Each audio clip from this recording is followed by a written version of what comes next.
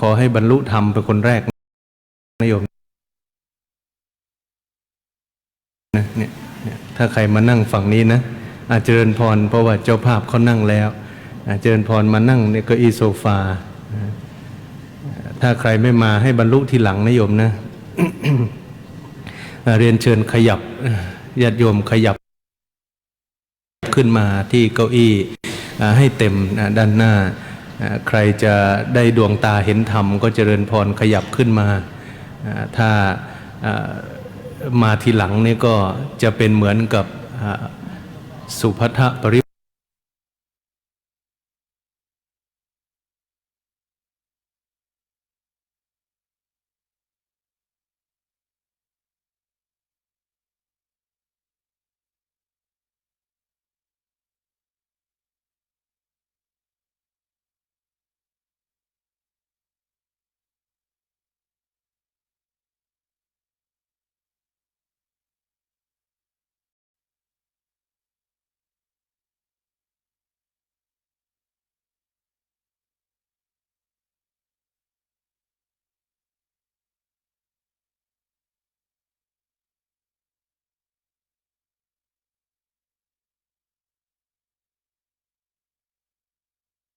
พาชกกว่าจะได้เจอพระพุทธเจ้านี่ก็ปาเข้าไปพระพุทธเจ้ามีพระชนมายุ80 พรรษาใกล้จะปรินิพพานเต็มทีแล้วด้วยเหตุที่ว่าท่านช้ากว่าเพื่อนนะก็คืออยู่ที่หลังเนี่ยคุณโยมโซฟาด้านนี้ยังว่างอยู่เจริญพรขยับขึ้นมาขยับญาติโยมขยับแม่ญาติโยม2 วันมานี้ดีมากพอบอกขยับปุ๊บโยมขยับเลย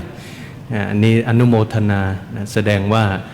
เราก็อยากจะได้ดวงตาเห็นธรรมพ้นทุกข์พ้นโศกพ้นโรคพ้นภัยการบำเพ็ญกุศลบูชาคุณพระเดชพระคุณหลวงปู่พระพรหมมงคลในแต่ละค่ำคืนนั้นก็จะได้กราบอาราธนาพระมหาเถรานุเถระผู้ทรงภูมิธรรมภูมิรู้ได้โปรดเมตตาเดินทางมาแสดงพระธรรมเทศนาโปรดญาติโยมสาธุชนทุกท่านที่ถือว่าอาตมาภาพถือว่าพระเดชพระคุณหลวงปู่นั้นแม้เมื่อครั้งดำรงธาตุขันธ์อยู่ก็เป็นที่ยังบุญให้เกิดแก่ศรัทธาสาธุชนลูกศิษย์ลูกหาเป็นจำนวนมากแม้พระเดชพระคุณหลวงปู่จะได้ละสังขารไปแล้วแต่ก็เป็นบุญอันยิ่งใหญ่ทำไมอาตมาภาพถึงได้บอกว่าเป็นบุญอันยิ่งใหญ่เพราะพระเดชพระคุณหลวงปู่นั้นเป็นพระราชาคณะเจ้าคณะรองหรือเรียกว่ารองสมเด็จพระราชาคณะเมื่อพระเดชพระคุณหลวงปู่ได้ละสังขารพระบาทสมเด็จพระเจ้าอยู่หัวทรงพระกรุณาโปรดพระราชทานเลื่อนเกียรติยศโดยการพระราชทานโกฐไม้12คือเราต้องนึกถึงว่า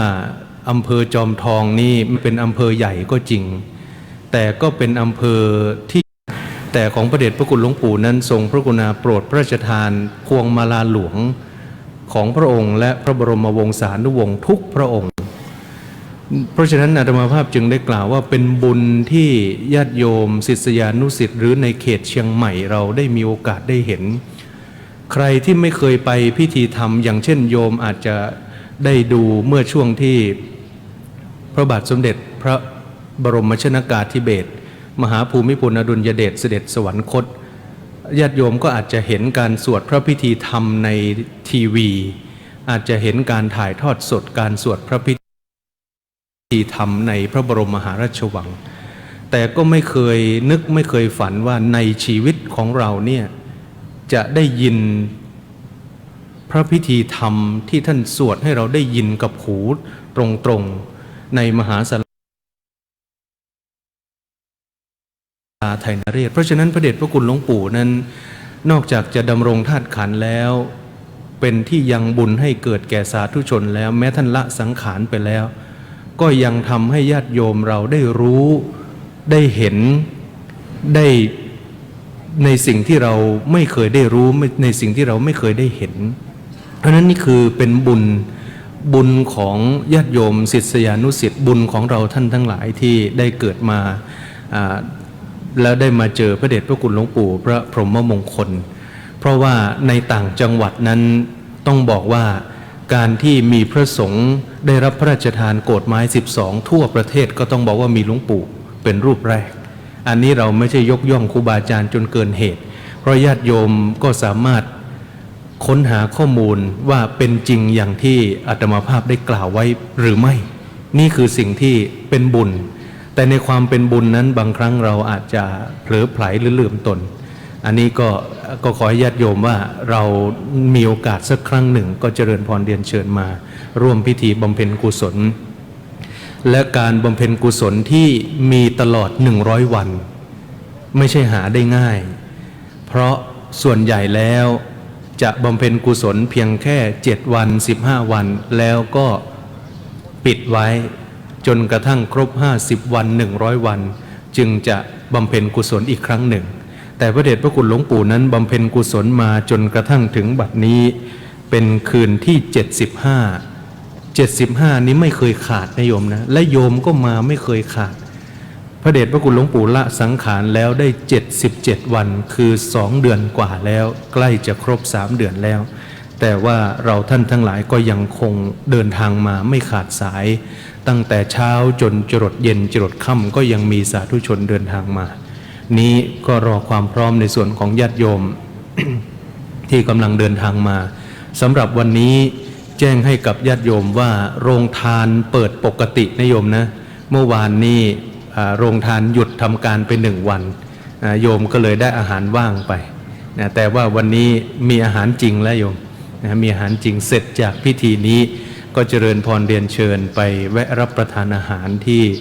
โรงทานบริเวณลานธรรมลานโพวันนี้มีข้าวต้มหม้อบะเริ่มเทิมว่าอย่างนั้นนั้นก็เจริญพรเรียนเชิญได้แวะรับประทานอาหารในการบำเพ็ญกุศลในแต่ละค่ำคืนนั้นก็จะมีญาติโยมที่ได้แจ้งความประสงค์ร่วมกันเป็นเจ้าภาพอย่างเช่นคณะของคุณโยมแคทเธอรีนจินดาพรนี่ก็มาหลายครั้